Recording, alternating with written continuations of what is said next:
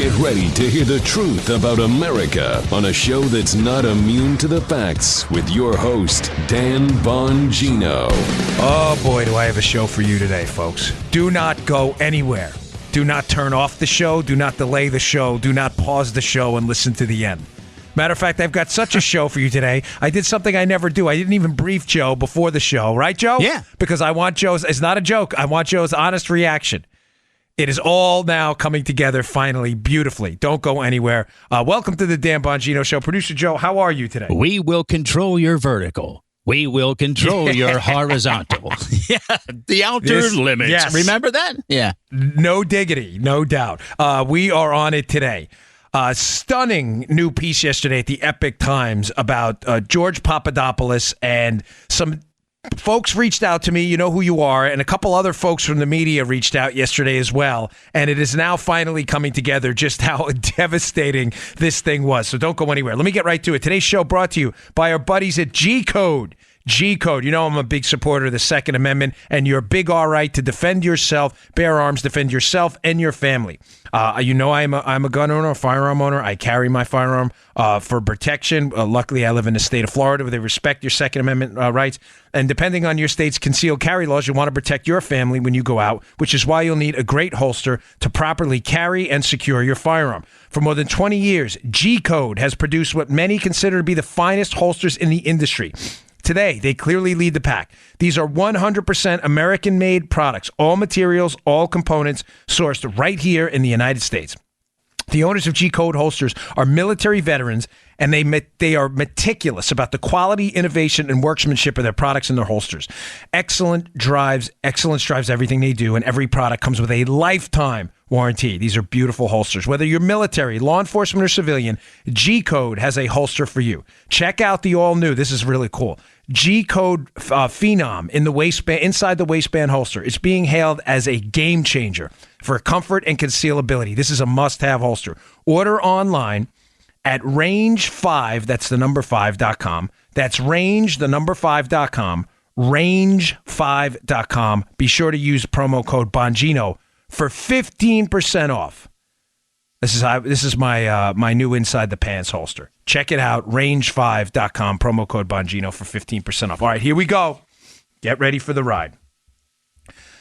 Ladies and gentlemen, let's go back to the August of 2016 text about the insurance policy. The text from Peter Stroke, the lead investigator, to his girlfriend at the time, Lisa Page. They are both senior FBI officials at the management level, one on the legal side, one on the investigative side. They are having an extramarital affair with each other. They are texting each other. Their text messages are exposed on July 27th. July 27th is when the Inspector General, essentially the internal affairs agent for the government, investigating what's going on with the Clinton email case, finds these emails and notifies Special Counsel Bob Mueller on July 27th. Right. On July 27th, Joe, follow me here. On July 27th, 2016, just to be clear, the back and forth email exchanges and the text messages, one of them which was about an insurance policy, the insurance policy basically to get rid of Donald Trump. Remember that text, folks? Yeah. These FBI agents are talking about insurance policy. Nobody knew what the insurance policy was. It now is all coming together thanks to the Epic Times piece. The piece is in the show notes today for you to read and follow along if you want to pick it up right now. On July 27th of 2017, a number of critical things happened in this election. The Inspector General, Joe, who is investigating FBI misdeeds in the Clinton investigation, the Inspector General notifies Bob Mueller, we've got a problem. These two people involved in the investigation, both of Hillary Clinton and of Donald Trump, are texting each other. Here are the texts, and they are devastating. They're talking about an insurance policy to get rid of Trump, how Trump is I can't even use the words because they're expletives, is a blank, is a D, they smell his reporters, his followers. You could smell them in the Walmart. These are devastating texts. The Inspector General knows they got a problem, and Bob Mueller figures it out too on July 27th. Follow this timeline. It is absolutely critical. Now, thanks to a good source I've had that's been let's say, assisting for a while, Joe, a couple of other things happened on July 27th.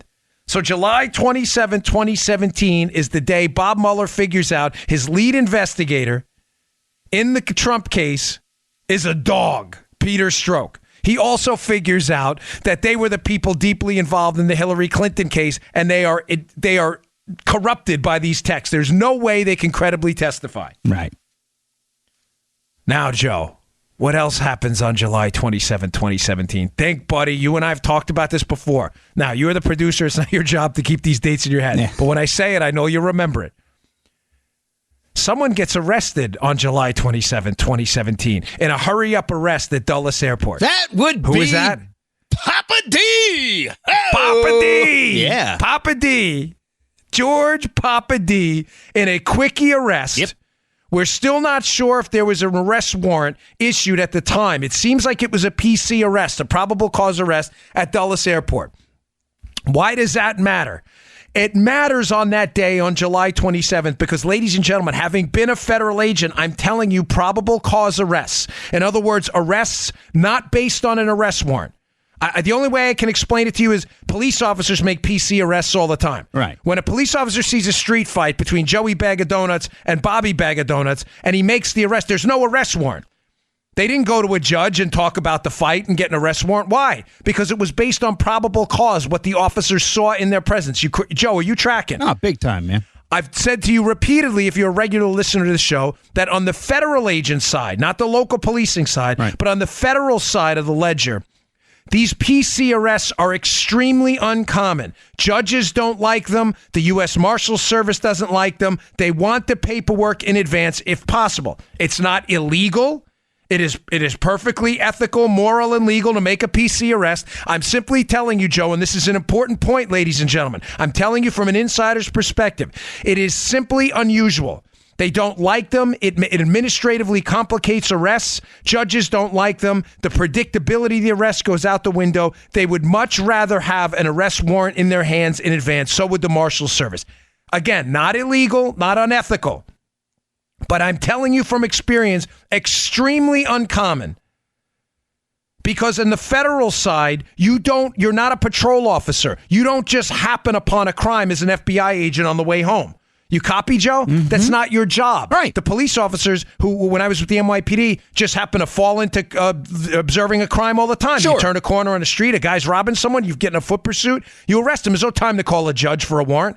That's not the way the federal system works. You get a tip, you investigate the tip. You present your investigative results to an assistant United States attorney. They draw up a complaint or an indictment is issued, an arrest warrant's issued, then you go get your guy. That's how it works in the federal system. Probable cause, hurry-up arrests are extremely rare. What was the hurry on July 27th to get Papadopoulos? I'll get to that in a second.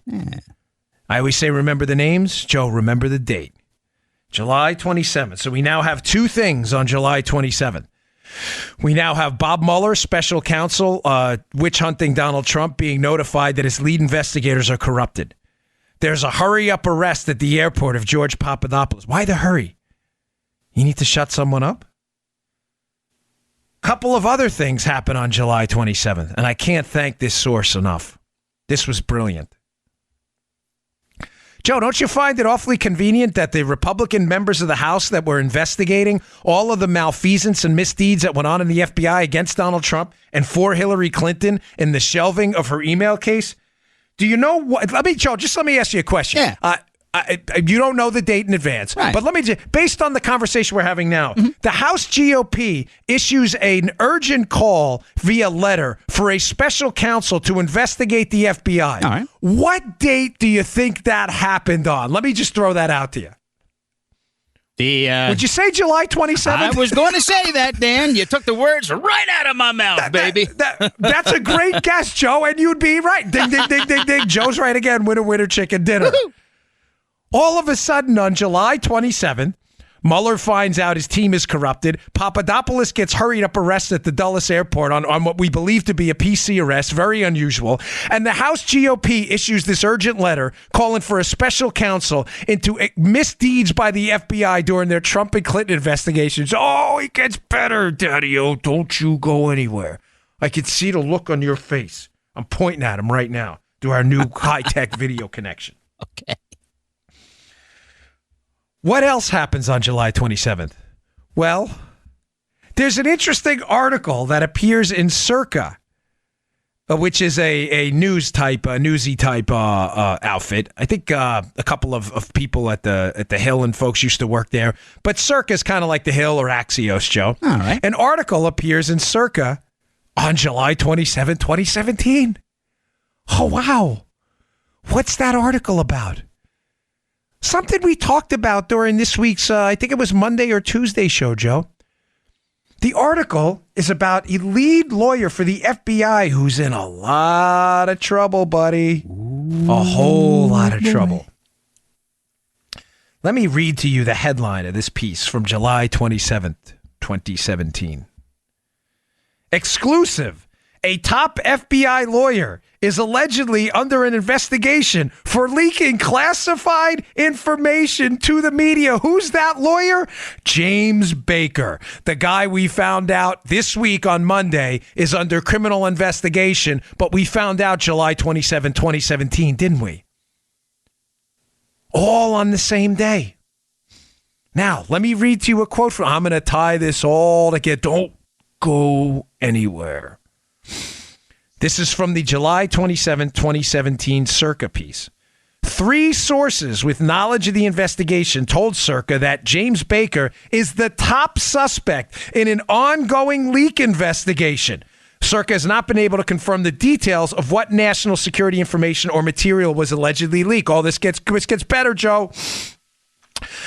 A law enforcement official with knowledge of the internal investigation in the Bureau told Circa the Bureau is scouring for leakers, and there's been a lot of investigations. All these people out there, nothing's going on. Trump's not doing anything.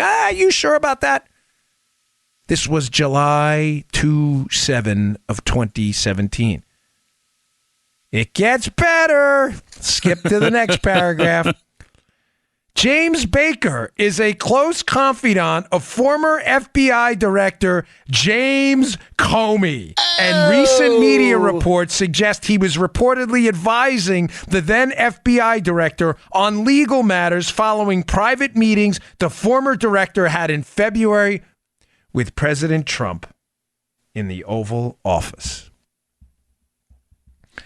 Now, does it kind of make sense why when I gave that viral speech at the Breakers a few months ago, I kept telling you that the 3-letter agency people are in a world of trouble because there's a paper trail? Yes. Is it starting to come together? James Baker, the one of the head lawyers in the FBI, according to Circa's own report, not some right-wing outlet, a close confidant of Jim Comey, deeply implicated in giving Comey legal advice on his conversations and the memos he drafted on his conversations with Trump, was being investigated for criminal leaks. Criminal leaks. Conveniently, someone leaks this to Circa on July 27th of 2017. Now, some of you more entrepreneurial types out there who've been following this case from the beginning may be putting together what's happening here. If you haven't, no worries. I get it. You know, you all have jobs. You work for a living and you work hard. You don't have time to study every detail of this. My job is to do it for you, though. And I'm honored to fit that role. Folks, it's clear as day. July 2017 is the day that this political civil war within the government, the spark was lit and the dynamite went off. My guess is what happened on July 27th, 2017, is that the administration and people got on the inside figured something out quickly. They figured out that the spying operation into Donald Trump was an effort to flip sources to get them to work while Donald Trump was president. Who was that person they likely tried to flip? That right around July of the time this probably all came together? Well, you know what? Let me say this, Joe. It probably came together long before July 27, 2017. The July 27, 2017 date matters, though, because clearly at that point, the IG, the Inspector General investigating this whole team, had figured out that the 2 lead investigators, by that time, he had figured out they were corrupted and decided it was time to notify Mueller. Someone in the administration likely figured out that Mueller was then going to double down. Mueller was then going to try to cover their tracks. Someone in the Trump administration likely figured out they were going to have to get ahead of this narrative, Joe, that the Bureau and the special counsel were going to work to try to clean up the mess. What's the mess, Joe? And if it doesn't make sense, please stop me. The mess is clear. They were trying to flip Papadopoulos, the FBI, as an insurance policy, hoping he got an appointment within the Trump administration to use a spy on Donald Trump and an embed while he was president of the United States, and the plan completely blew up. That's going to be part 2 of this. Oh, dude. You get where I'm going with this? Yeah, man. The inspector general sees the texts. He knows what's going on. Somebody in the administration figures out, now Mueller's going to find out. They're going to tell Mueller on July 27th, hey, buddy, your 2 lead guys investigating this thing, your lead guy and his girlfriend texted the whole plan to flip a spy inside the Trump administration. You better figure this thing out. Mueller panics. What do? The guy they were trying to flip is Papadopoulos. This Epic Times piece, you've got to read it. Wow. It's illuminating. The whole scam gets exposed on the 27th. They know about it in advance. Please tell me you're tracking. With you. They rush to the airport to pick up Papadopoulos, to arrest him, to shut him up. They engage in a PC last-minute arrest with no warrant. They bring him in at something like 1:45 a.m. the following calendar day, which almost never happens unless it's an emergency situation or a violent crime. The marshals don't want to see you at 1:45 in the morning. There's not even a sitting magistrate judge to do the initial hearing at that time, unless it's an emergency. Something happened. What happened is their entire scam to flip a spy, to get an informant within the Trump administration, that person, I believe being Papadopoulos, was completely exposed. Mueller knew it, and they panicked. The administration, the Trump administration, knows the Mueller team is going to panic. And to get out ahead of them, somebody leaks to the media, notably Circa at that time, that the FBI's lead lawyer, who was advising Jim Comey this entire time, that the FBI lawyer himself is under investigation for criminal leaks himself. A criminal leak conspiracy to the media to, again, gaslight the public to prepare them for the fact that they want to impeach Trump on false information. I didn't explain that well enough. The whole strategy, because they didn't have a collusion conspiracy, they only had a collusion fairy tale, was to get the fairy tale out into the media and embed it into the public psyche. So much so, Joe, that the public pressure built for impeachment before the fact that the story was fake was exposed. Right. In other words, tell the story that Joe Armacost is an alien so many times through the media and the public that by the time it's exposed that Joe is in fact a human being, it doesn't matter. They've been gaslit already, and Joe's already in jail, or in Trump's case, impeached. So the Trump team, someone in there, I'm not sure how much of this Trump even knew, by the way, but someone within the Trump administration leaks out to the media via Circa on July 27 to prepare the public for the fact that these guys are frauds. Their story's been a lie, that this guy Baker's under criminal investigation for felony leaks to the media. Do you see what's happening here, Joe? It's somebody. July 27th is the spark.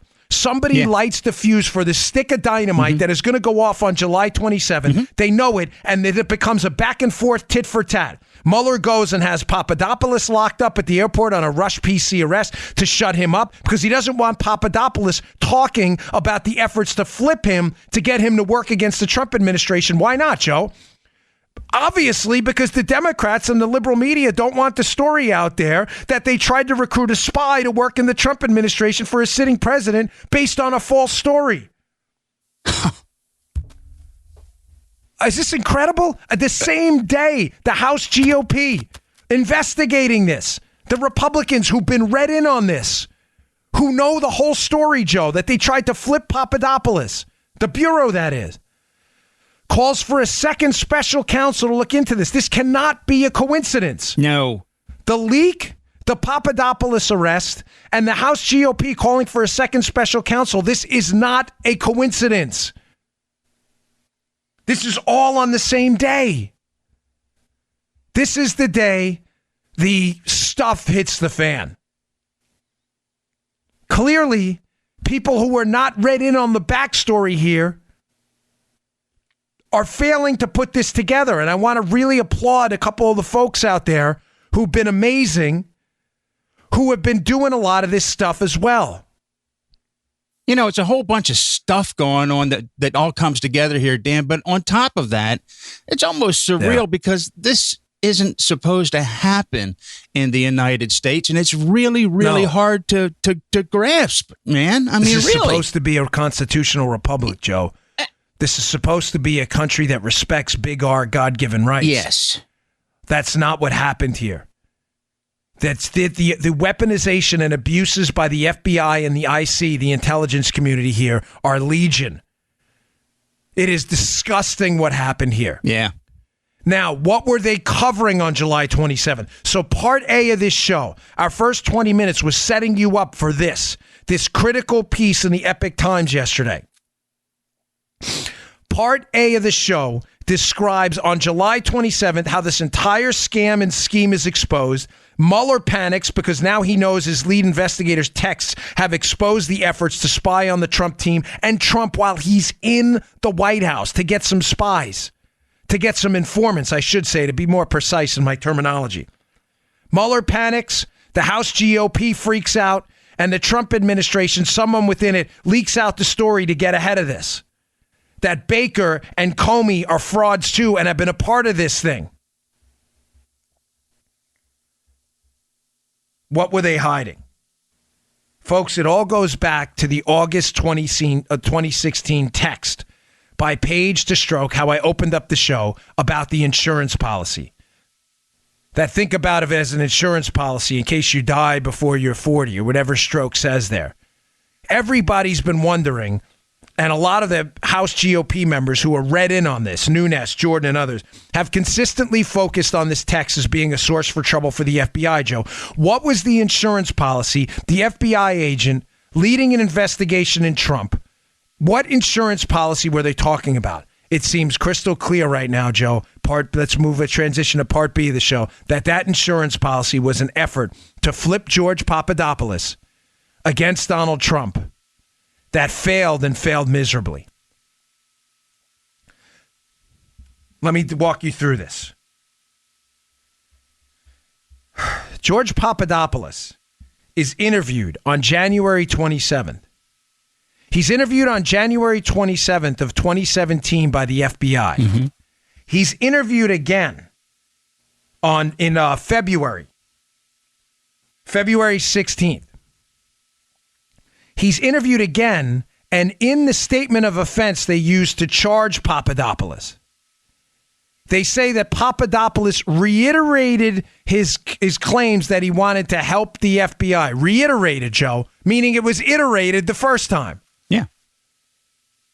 Meaning what, Joe? On their initial January 27th interview of George Papadopoulos, there was likely some type of formal or informal cooperation arrangement made between George Papadopoulos and the FBI. Gotcha. Something previously, let's say, not disclosed. Or not disclosed in any detail. What the heck is going on here, folks? Who was Papadopoulos cooperating against? Why the rush to interview him again on February 16th? What happened at the February 16th meeting where Papadopoulos in the article describes the FBI storming out of there in anger? What happened? Folks, they were playing Papadopoulos and Mifsud against each other.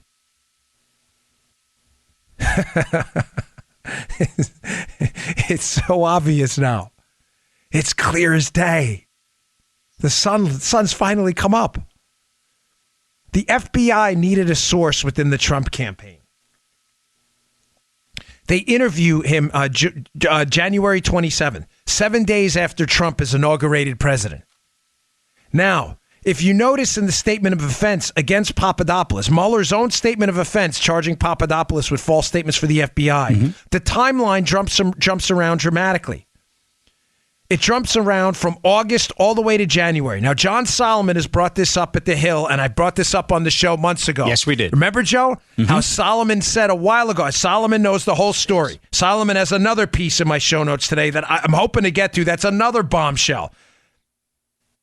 But Solomon has made a key tenet of his presentation on the Hannity show at night when he does his appearances of this broken timeline with Papadopoulos too. How the FBI seems to show interest in Papadopoulos in August of 2016 and shows no interest with him again all the way until January of 2017 after Trump is president. Ladies and gentlemen, if the FBI story is accurate, that they started investigating Donald Trump because of George Papadopoulos' meeting with Alexander Downer, the Australian ambassador to the United Kingdom, where the topic of allegedly emails comes up, Hillary Clinton's emails and the Russians. If that was the impetus for the investigation, all the way back in the summer and spring of 2016, how the heck does the statement of offense have this missing block of time from the summer of 2016 all the way till January of 2017? And the answer is clear as day. The answer is this had nothing to do with Papadopoulos. This was an FBI effort to spy on the Trump team that fell apart. After the effort fell apart, when Trump wins the presidency, folks, they panic. They try to go back to Christopher Steele, as we saw with yesterday's show, that Bruce Orr's asked to reconnect with Christopher Steele after he's been fired by the FBI and after Jim Comey gets fired. Why? Because Andy McCabe, the number 2 that takes over the FBI, panics. He freaks out. He's intimately involved in this whole thing. He will do anything to make sure they can nail Donald Trump and cover up his misdeeds, Joe. So what does he do? He gets desperate. He goes back to Christopher Steele and asks Bruce Orr to connect with the author of the fake dossier to get more fake information they can hopefully leak to the media to put public pressure on the public to support an impeachment thing against Trump to get rid of him. What do they also do? The Papadopoulos timeline makes sense now. Papadopoulos had nothing to do with it. He was just, in the spring and summer, he's just another spoke on the wheel of this massive spying operation the Obama teams are conducting against the Trump team. But what happens in January, Joe? Nothing's working out for them. All of their supposed angles and evidence points and bullet points and data points showing that Trump colluded with the Russians turn out to be false. The dossier, everything turns out to be fake. They panic. They try to reconnect with Steele. The Steele connection doesn't work because they can't hide it. The reconnection, they've already fired him, deeming him not suitable for use. So what do? They got to go back to another person and flip him as an informant. Who is that person and why does he appear on January 27th? Because it's George Papadopoulos. They think they've got something on him, and it's 7 days after the election. They freak out, Joe. Nothing's working. Donald Trump is the president. They need to get rid of him. Comey, this entire cabal at the FBI needs to make sure they can get somebody on the inside of this Trump team. Somebody. But they need somebody who's dirty a little bit, who they think is dirty. Now, why would they need someone who's dirty to work for them, Joe, or they think is dirty or can dirty up? Well, Joe, let me ask you a simple question because I'm sure some at home in the audience are asking the same thing. Certainly, Daniel. Well, why would Papadopoulos work for the FBI? Joe, if the FBI came up to you today and asked you to be an informant on a crime that never happened, would you agree? On a crime that never happened? No. Yeah, probably not, right? No. But what if the FBI came to you, Joe, and you were shady on whether this happened or not? You're not really sure, but they say, Joe, listen, we're going to take away little Joe. We have evidence you've been engaged in treason with the Russians. Would you consider it? I mean, they might have like $10,000 they want to hold over my head or something. That would give them some ammo. Yeah. You know what I'm saying, brother. Very strategic use of that $10,000 for you. I know where you're going with that. Yes, brother. Yes. It's now clear. Yeah. They played Papadopoulos and Mifsud against one another. Remember, the Papadopoulos-Mifsud connection. Back in April of the prior year, Papadopoulos is alleged to have, he meets with Mifsud. He did meet with Mifsud, but the allegations of what happened at this meeting with Joseph Mifsud are the key component of the entire FBI case against Papadopoulos. Please, man, I hope you're following me. I actually prayed before the show. I'm not kidding. God, allow me to speak with clarity, precision, and some wit here. I know you did. Inspire me. Put the thoughts in my head and the words on my tongue so you'll understand what's going on, because this is so devastating. The year before, Papadopoulos, who, keep in mind, is just a small spoke in a massive operation to spy on Donald Trump, through unmasking, through targeting Mike Flynn, targeting any foreign calls by the Trump administration, misuse of the NSA database, misuse of the FISA courts, targeting Carter Page, the two-hop rule. They are all spokes in a major keep at the 30,000 foot, 60,000 foot, 120,000 foot view in your head. It is a major operation by a sitting president to use everything at his disposal to spy on Trump. Papadopoulos is a small spoke in this wheel. This small spoke does not work out. They abandon it. They abandon it in the summer. They come back to it after Trump is president because they don't have anything else. Every other angle they pursued, Carter Page, unmasking, Mike Flynn, none of it's working out. None of it. They have to get rid of Trump. So what happens? Well, you have to understand Papadopoulos' spoke first. When you look at the statement of offense against Papadopoulos and Papadopoulos' interview yesterday with the Epoch Times, it's crystal clear what went on here. Let me read to you from the Epoch Times piece yesterday because there's an explosive new allegation. Pieces in the show notes. This is mandatory reading. Quote, Epoch Times. In a previously undisclosed interaction with the FBI, an FBI agent asked Papadopoulos to wear a wire to record Mifsud, according to the transcript. The offer occurred at a cafe in Chicago on or around January 31st, 2017, just days after Papadopoulos' first interview with two FBI agents on January 27th. Papadopoulos, without a lawyer, met this lone FBI agent, one of the two interviewed him days earlier, who asked Papadopoulos to travel to London again and told him he would get a glimpse into the operation from behind the scenes. They tried to flip this guy. Now, again, you entrepreneurial investigators out there who've been listening to the show for a while, you've been saying, well, Dan, I thought you've been indicating for a while that Mifsud was a Western intelligence asset. So let's explain what happens in the prior year. Papadopoulos, this foreign policy advisor for the Trump team, at a low level, granted. He's asked to meet with this Maltese professor, Joseph Mifsud, in April of the prior year. It is alleged that Mifsud is the one who tells Papadopoulos that the Russians may have emails on Hillary. Ladies and gentlemen, that point is key. I believe Papadopoulos was the subject of a targeted FBI investigation, an FBI investigation to rope Trump team members into a conspiracy to hack into Hillary's emails by the Russians. How do they do that? They push the information into the Trump team and they see what they do with it. They're monitoring them. They're clearly looking for FISAs. They're clearly using the NSA database. They want the Trump team to talk about, Joe, information they got from other people about Hillary's emails and the Russians. Right. They need this because they need to rope them into this spying operation and use it as material to leak to the media before the election.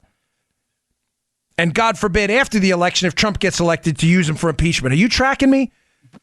Yeah. Now, if you are tracking at home, you may be saying, well, Dan, is Mifsud working with our intelligence or partners in London, or is Papadopoulos? Because why would the FBI then ask Papadopoulos to wear a wire against Mifsud? Ladies and gentlemen, it's distinctly possible that not all parties are talking to each other here. Mifsud may have been working with Western intelligence partners,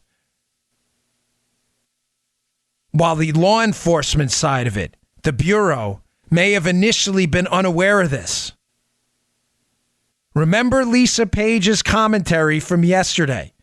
Her testimony up on the Hill was exposed, and Page seems adamant that they did not know about the dossier until September of 2016, but it's clear as day now that John Brennan knew about it earlier. And it's also clear as day from John Solomon's piece now, which you read in the Hill today, that Andy Weissman, Mueller's bulldog, and others, when he was with the Justice Department, clearly knew that this information was coming from Steele, a corrupted source, way before the FBI's alleging they found out about it in September. I know it gets confusing here. I must step in. You may have to listen to this twice. As the ombudsman. It is a load of information to process. Gosh, it is, Joe, but it's so critical. I'm let me explain this to you again. They're trying to set up Papadopoulos in the spring of 2016 because he's a member of the Trump team.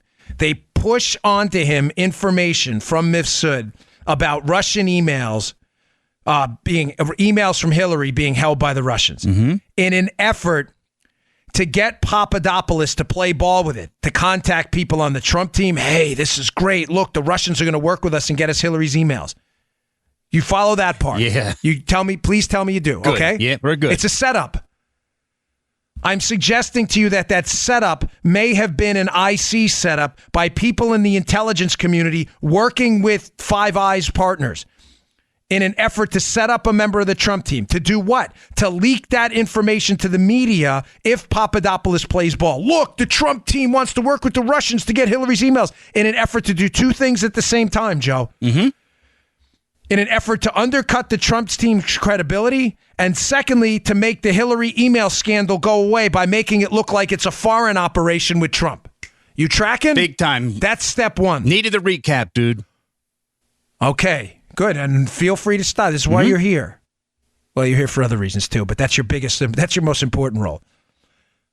Folks, step one doesn't work because Papadopoulos doesn't play ball. He doesn't do anything criminal with the investigation. Start conspiring with the Trump team to reach out to Russian officials and get the emails. He doesn't do it. The Bureau panics. That spoke on their wheel of the spying operation falls apart. It doesn't come back again until everything else fails. The FISA warrant against Carter Page, they're tapping in the NSA database. Joe, they don't have anything on this. The Trump team is not playing ball. They're not working with them on this. The IC, I believe in conjunction with Brennan's team, his small group, are desperately trying to get the Trump team to talk about this stuff so they can push it to the Bureau and nothing happens. What do? They panic. They bring in Alexander Downer later. Alexander Downer later meets with Papadopoulos in this London pub, and the allegation then is that Papadopoulos mentioned something about emails. An allegation later refuted by Papadopoulos and Downer as well, who says he just mentioned dirt on Hillary, which was already a public story. But Joe, the Bureau's panicking too. Why? Again, this scandal's not working out. They're trying to set up the Trump team and get them on tape and get them on recordings and get informants within the Trump team to admit that the Trump team is trying to work with the Russians for Hillary's emails. But the problem, Joe, is they're not doing it. Right. So they panic. Downer comes into the mix. The Downer conversation with Papadopoulos is used as a reason to start an investigation against Papadopoulos. Was there a FISA against him too, Papadopoulos? What happens after the Downer meeting, Joe? Nothing. Nothing happens after the Downer meeting. Because in the Downer meeting with Papadopoulos, where they talk about dirt on Hillary, clearly someone in the FBI starts an investigation, but realizes after a couple weeks of investigating, there's no there. There's nothing there. That's why you don't see Papadopoulos enter the picture again until after the election when tier 1 level panic sets in and people in the FBI are like, holy Moses, it's going to be exposed that we tried to get Papadopoulos dirtied up and tried to flip him. Good deal, brother. Yeah, that's good. That's good. Yeah. So after 7 days after the election, the Bureau shows up at his house again. And in an effort to get him dirtied up, what do they say? Hey, we'd like you to wear a wire against Mifsud. Now, there are two possibilities here. If Mifsud, here's possibility number one. The people in the FBI are not read in as to what the intelligence community did by working with Mifsud to dirty up Papadopoulos. Please tell me that makes sense. Here's scenario number one. People within the intelligence community, not the law enforcement community on the FBI side, working with Brennan and some partners in London and probably some private companies too, are trying to dirty up the Trump team. They don't tell the FBI about this. The guy they're using as a spy for them, Mifsud, is the FBI may believe at this point he's legitimately dirty Mifsud. They think Papadopoulos is dirty too, Joe, because Papadopoulos has been dealing with the dirty guy. Gotcha. It's like if you were trying to coordinate a bank robbery with a bank robber. Yeah. They think you're dirty too for being a piece of it, but they also want the bank robber. So the Bureau comes in, figures out that they may be able to flip Papadopoulos as a source within the Trump administration if he gets a job there, by getting him to wear a wire with Mifsud, and then they have something on him. They have this whole thing. They have this April meeting with him where he's dealing with this alleged Russian guy. Mifsud, this guy connected to Russians in the emails. In other words, they have a chit against him. Chit, C-H. You see what I'm saying, Joe? Sure do. They probably approached Papadopoulos on January 27th. Hey, we know you were meeting with this guy, Mifsud, not realizing Mifsud is an intelligence asset for Western intelligence. And he mentioned something about Russian emails. George, you're in a lot of trouble. You better work for us. This is really an effort to flip Papadopoulos on Trump, though. You get it? Mm-hmm. They don't care about Mifsud. Mm-mm. How do we know that, Joe? Because they interview Mifsud just weeks later on February 11th, after they interview Papadopoulos on January 27th and ask him to wear a wire. Papadopoulos doesn't want to do it. On February 11th, they interview Mifsud. He's never seen again, the FBI. Right. Folks, what happened here? What happened is pretty clear at this point. Somebody notifies the FBI after the February 11th meeting with Mifsud that Mifsud was an intelligence asset for friendlies trying to set up the Trump team. The Bureau panics. The Bureau panics because now they realize they've been trying to flip Papadopoulos the whole time, and Papadopoulos is the victim of a setup by our own IC. What do, Joe? They go back to Papadopoulos 5 days after the Mifsud interview, February 16th. Papadopoulos figures out the scam. It's clear as day. Why, Joe? He deletes his Facebook page and gets rid of his cell phone. Mm-hmm. He figures out the Bureau's not looking for Mifsud. The Bureau's looking for him. Between this period, Papadopoulos wipes his accounts clean. I'm not suggesting it's the right thing to do. I'm just telling you what happened. Right. The Bureau comes back to him in an extra super panic on February 16th, just 5 days after the Mifsud interview, probably realizes, holy, Mifsud is an IC asset for us. He's not a Russian. What do we do now? We got to shut this guy up. They go back to Papadopoulos, desperate now for him to cooperate against the Trump team, realizing their role in this whole thing, that the Bureau was probably, people were hoodwinked in this massive scheme. Believe me, I'm not suggesting at all that they are without stain on this, because there's another option too, which I'll get to. But they panic in the interview because now Papadopoulos, with his lawyer in the room, February 16th, is totally not interested in playing ball at all. Gets rid of his Facebook, gets rid of his phone. Their FBI realizes now, Joe, they've got a real problem. But Mueller's team, the team working on this case, Mueller's not a key player in this yet. The team working on this case, Joe, realizes they have a serious, serious problem. Because Papadopoulos is out there. Now people know they have recordings likely of Papadopoulos' meeting with Mifsud. They realize Mifsud is likely an intelligence asset being groomed to work against the presidential candidate, that they're all nailed for their role in it, but it doesn't become transparently obvious how much trouble they're in, Joe, until July 27th, 2017. When the Inspector General, Michael Horowitz, goes up to the Bob Mueller team and says, hey, Bob, have you read these text messages? Oh, boy, were those probably an eye-opener for Bob. Hey, we better go arrest Papa D.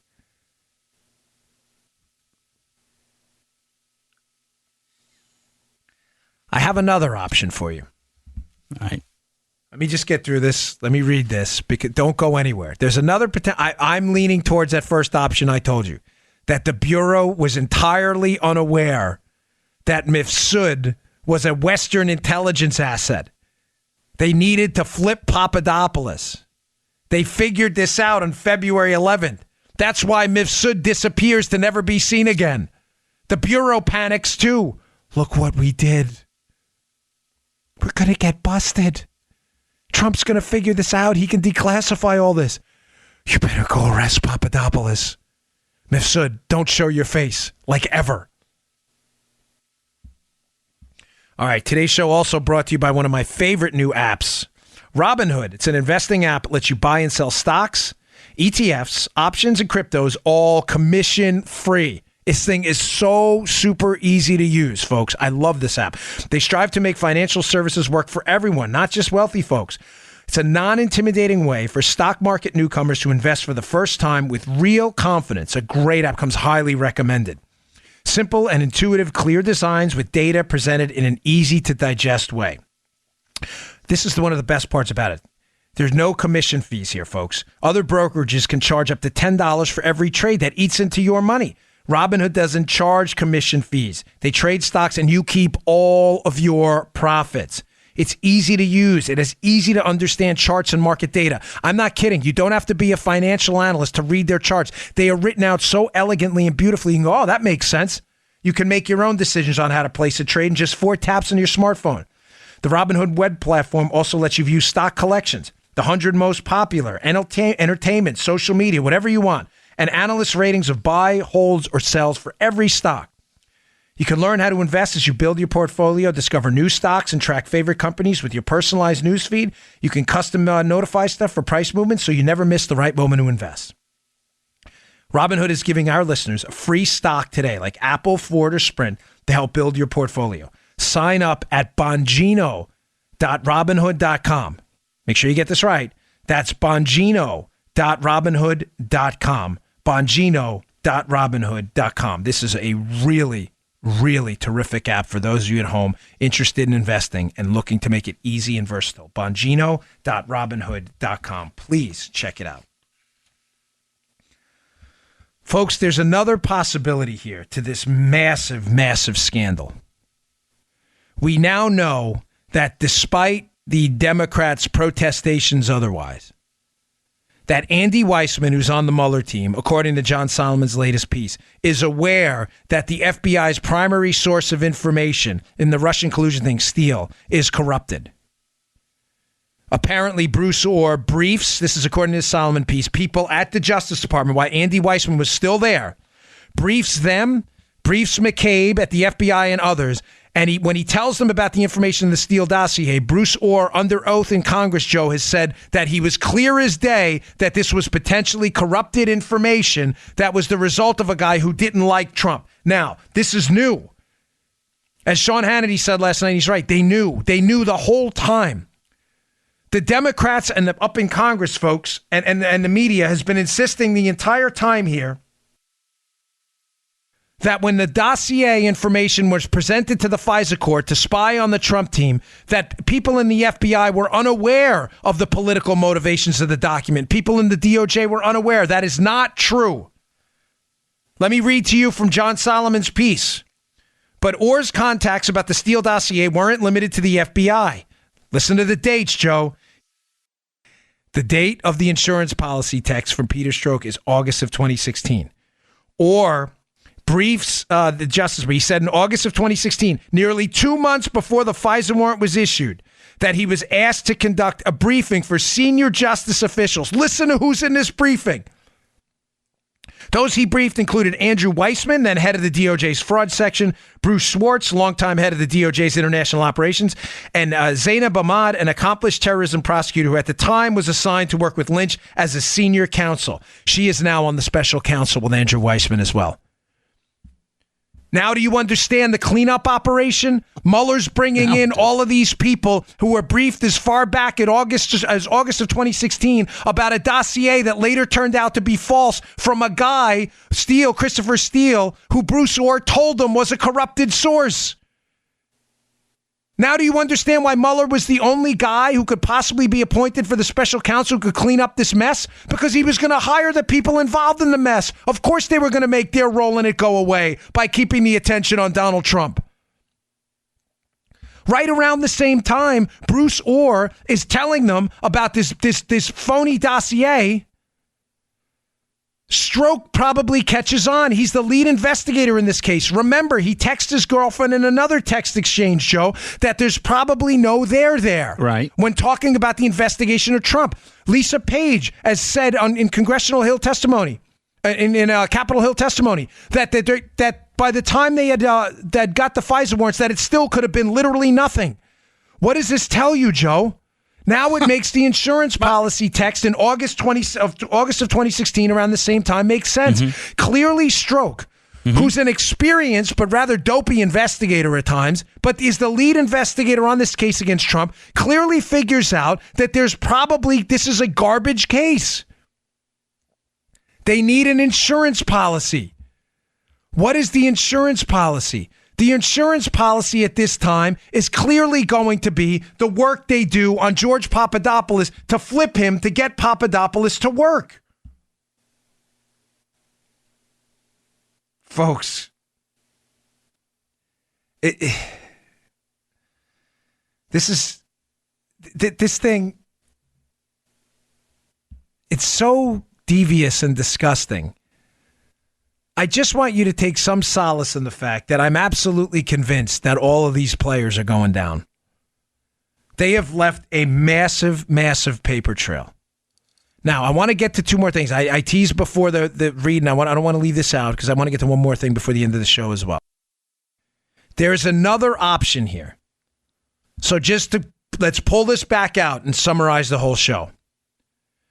Around August of 2016, there's a lot of action in this case. Orr is briefing the FBI. Bruce Orr is talking to Steele. Investigations are going on. This is right before the FISA warrant. They're desperate to get information on the Trump team because they're spying on him. They start to realize their investigation is falling apart. This is when the investigation into Papadopoulos the timeline lapses for a while because they're probably moving on to other targets and other spokes in their spying wheel. Someone texts about an insurance policy at this point. It's a Stroke text page.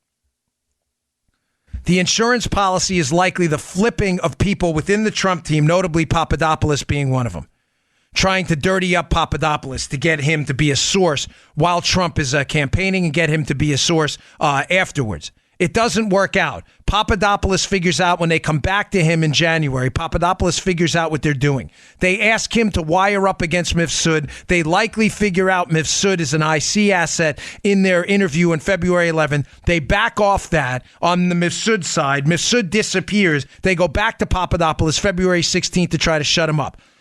He won't shut up. So what do? They lock him up on July 27th after the texts are exposing the whole scheme. But there's another possibility here I want to put out there. And the other possibility is this. That Mifsud may have been what this guy quotes to me in an unwitting. Mifsud may not have been the IC asset they were using to set up Papadopoulos, Joe. In the statement of offense, notably, they talk about this Russian MFA connection that Mifsud introduces Papadopoulos to. In other words, Mifsud introduces Papadopoulos to a Russian. Okay. How they frame the Russian in the statement of offense is very distinct. They leave out sex at many points, the sex of the source, indicating that this Russian MFA connection may have been the IC asset, him or herself. In other words, Mifsud may have been unwittingly involved in this. Mm-hmm. Oh, he then may have been approached later on by intelligence community members. The Bureau figures this out in February 11th of 2017 when they interview him, and then gives him the boot too and says, don't ever speak of this again. But it's fascinating how they describe this Russian MFA connection. In other words, folks, either way, option one, that Mifsud is the asset working for the intelligence community to set up Papadopoulos, or option two, it's this mysterious Russian MFA connection who's really spying for our IC community. Either way, Papadopoulos was clearly being set up. There is an effort here repeatedly with Papadopoulos. Approaching him, Joe mentioned the $10,000. The approach to Papadopoulos with this $10,000 overseas, which the account of that's disputed by the other person involved, Charles Tawil. But you can read the Epic Times piece. But there are multiple approaches to Papadopoulos. I'm asking you this question now. Why the rush to arrest this guy on July 27th on what appears to be a PC warrant? And the answer seems crystal clear right now. They needed to shut him up and shut him down. There was no other way to do it. They tried to flip Papadopoulos. They were using Papadopoulos, what they thought as a source, and they were trying to dirty him up to use him if he got hired later on by the Trump team, or they were trying to use him against Mifsud until they found out Mifsud was being used by the IC against Papadopoulos. Folks, I'm really starting to believe that some of the key players in the Bureau knew what they were doing. Believe me, they knew they were investigating Trump for no reason. But that Brennan kept a lot of them in the dark as well. That there may have been a deep and detailed IC operation with foreign partners in London and elsewhere to set up Donald Trump, to leak that information to the media. They only brought in law enforcement later, Joe, with the August memo from Harry Reid after he gets briefed by Brennan, as they started to panic about the election and figured out President Trump, at that time candidate Trump, may in fact win this thing. And if he was going to win, they were all going to be exposed. They needed an insurance policy. That insurance policy was going to be to flip Papadopoulos against the Trump team, believing he was involved in this Russian scandal, only figuring out later that Mifsud and the whole thing was a setup by the IC. There was no Russian scandal. There was an intelligence community scandal.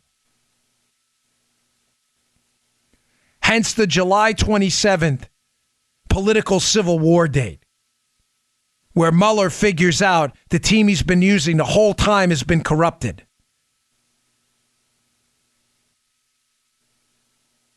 They have to arrest Papadopoulos. The House GOP figures it out, calls for a second special counsel.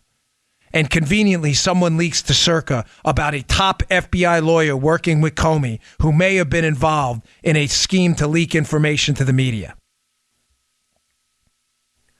Folks, I know this show was complicated today. I'm sorry for that. But this is one of the more critical shows we've done in a long time. This article by the Epic Times is devastating. I have to be candid with you. I'm not even sure Papadopoulos understands the layers involved in this. He may. We should try to get him back for another interview, Joe. But it seems clear as day now that Papadopoulos in January of 27 is clear as day, according to his own words, is approached and is possibly going to work with the FBI. But Papadopoulos doesn't realize, Joe, that the FBI is not targeting Mifsud. The FBI is targeting Papadopoulos. Right. They need a source inside the Trump team. Papadopoulos figures it out. He figures it out, and that's why he panics with his Facebook page and his phone. And the FBI rushes in on February 16th to clean this mess up. They can't have it go public that they're trying to recruit a spy inside what now may be the Trump administration. They had to clean this mess up. They thought they had gold. He met with Mifsud. They met with this Russian MFA connection. They were talking about emails. I'm not sure Mifsud was who the FBI thought he was. Folks, this is a devastating piece. Please check it out. All right, I'd love to hear your feedback on the show today. I understand it was complicated. Please listen twice. I tried to repeat myself as little as possible on it. I know some of you like that, some of you don't. We went right straight through it in the timeline, but I think if you listen twice, it'll all make sense. The Bureau thought they had gold in Papadopoulos, never realizing that their own intelligence assets were working against them. Intelligence assets for friendlies. It now appears crystal clear based on this new information that Papadopoulos was asked to wear a wire against Mifsud, which makes absolutely no sense if Mifsud was working for our guys and the Bureau knew it, unless they were trying to get Papadopoulos groomed to be an informant later on and told Mifsud, just play ball with this guy. Makes absolutely no sense. All right, thanks again for tuning in, folks. I really appreciate it. Please subscribe to the show on iTunes. You'll get the show every day. It's free. You can also follow on iHeartRadio. Follow us on Spotify. You can subscribe on SoundCloud and elsewhere. It really helps us move up the top charts. It is absolutely free, but it's the subscriptions, not just the downloads, that help us move up the charts. I'd love to hear your feedback on today's show. You know where to find us. Our contact is on our webpage, Bongino.com. Please subscribe to the show notes as well and read them today. They're really, really important. I'll see you all tomorrow. You just heard The Dan Bongino Show. You can also get Dan's podcasts on iTunes or SoundCloud. And follow Dan on Twitter 24/7 @DBongino.